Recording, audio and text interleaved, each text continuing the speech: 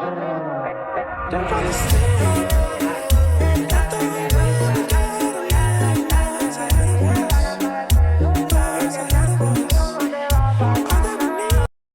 and welcome to our second episode of the Spanish lesson series. Today we're going to be talking all about describing how we feel, describing emotions, sentiments, and basically overall how we feel.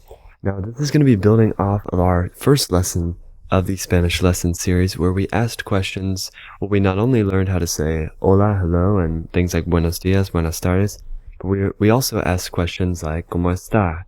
¿Qué tal? And so we're focusing on these questions that are asking how someone is doing. And so today we're going to be working on answering those questions, or finding a couple of different ways in which we can respond if someone were to ask us how we are doing. So we're going to be focusing on, telling how we're feeling in the day. So maybe I'm good, or maybe I'm stressed, or I'm really tired. So we're going to be looking at two different verbs, and basically a couple of different ways we can express ourselves, also using different adjectives that we're going to learn and ways to describe ourselves. Awesome. And if you do enjoy this podcast and enjoy this show, it would mean the world to drop us a follow. Also, if you haven't already, if you're looking for more intermediate type level lessons and also looking to just general exposure to the language, we have other series like Leer con Propósito, where we read through a page of a book in Spanish every single day and take it line by line to better understand and fully comprehend the Spanish and the language that's being told in the book.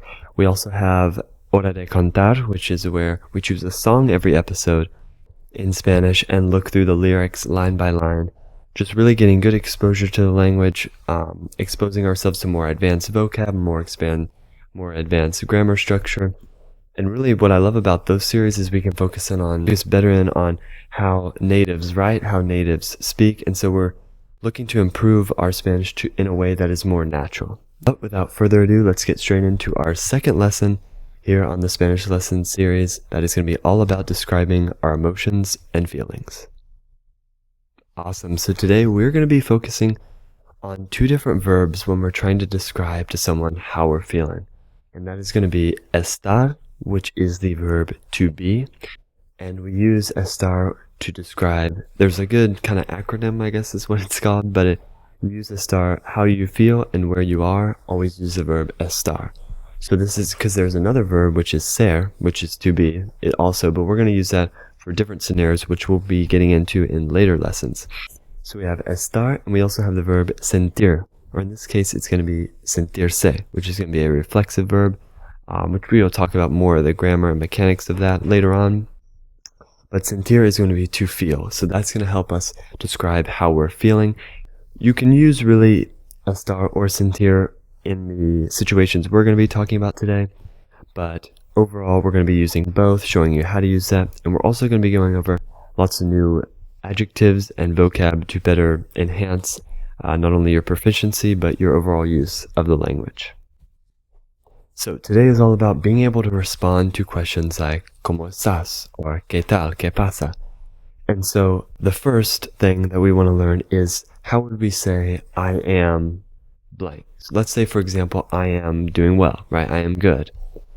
Estar, right, in its yo form, when we conjugate AR verbs, it's going to be estoy.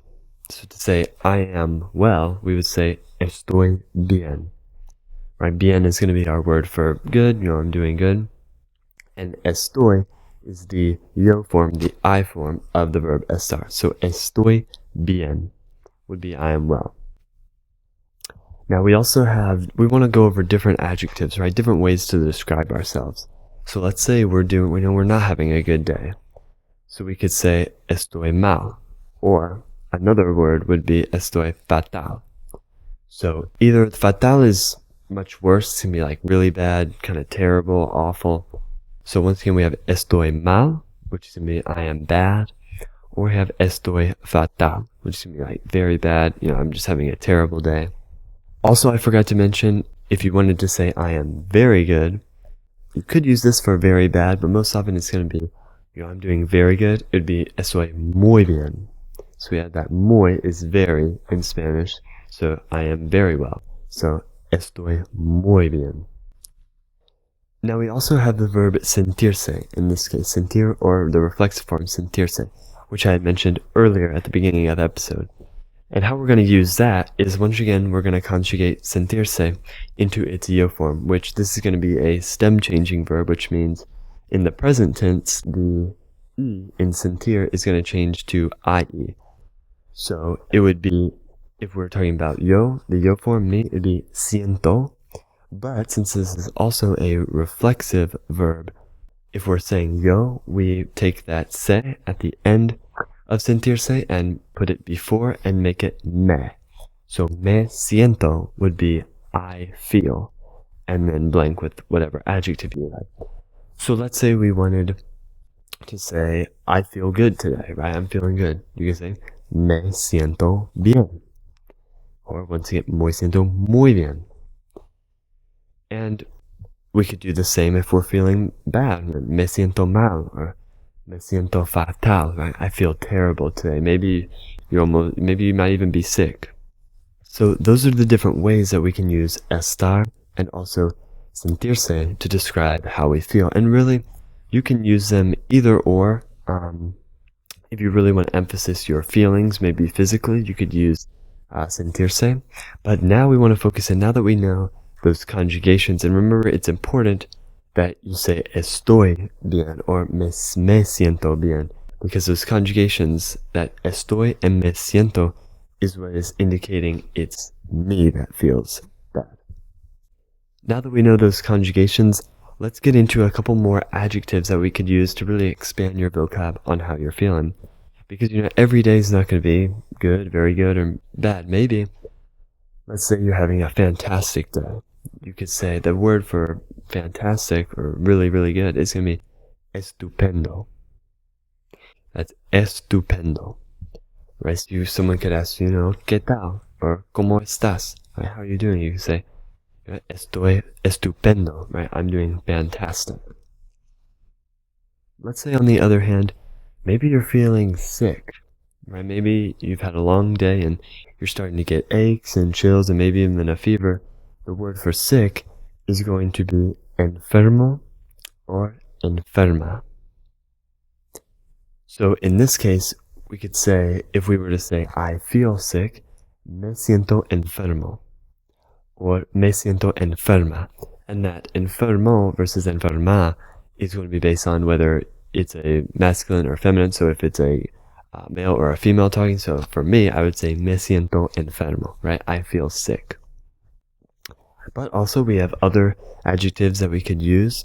We could use, maybe we're chilling, right? Maybe we're really calm. We could do, that's going to be the word for chill, calm is going to be tranquilo, right? Tranquilo. So we can say, someone asks, ¿Cómo estás? You can say, estoy tranquilo. And oftentimes you could just negate saying eso, you could say tranquilo, but in this case, if we really want to focus on working with estar, we can say estoy tranquilo. Another way we could use to describe ourselves is, what if we've got a lot of assignments to do, maybe for school or for work? The word for stressed is going to be estresado. Or if it's a female, it would be estresado. So if we were to say, I feel very stressed, I'm feeling very stressed, it'd be me siento estresado. If I were saying, if it were a girl saying, a female saying, it'd be me siento estresada. And also, it would be helpful if you would know how to say you're happy versus how you're sad. So to say I am happy, you can say estoy feliz. Our word for happy is feliz. There's also contento. We have feliz, contento. Either one would be fine. You can say estoy feliz, estoy contento. Either one would be saying I am happy. But on the other hand, let's say you're sad. So our word for sad is most often going to be triste. So you could say, to say I feel sad today, me siento triste. And if we want to take it a step further, if you were really, really sad, instead of saying muy triste, you could say I'm very sad. But if we're depressed, right, you could say me siento deprimido or deprimida. Right, so our word for depressed, if you are very, very sad, deprimido, for male, masculine, and then deprimida for feminine, or if a female was talking. Awesome. So these are many different ways that you can describe yourself emotionally, right? How you're feeling. You can use estar, using the verb estar in the yo form, estoy muy bien, or estoy estresado, right?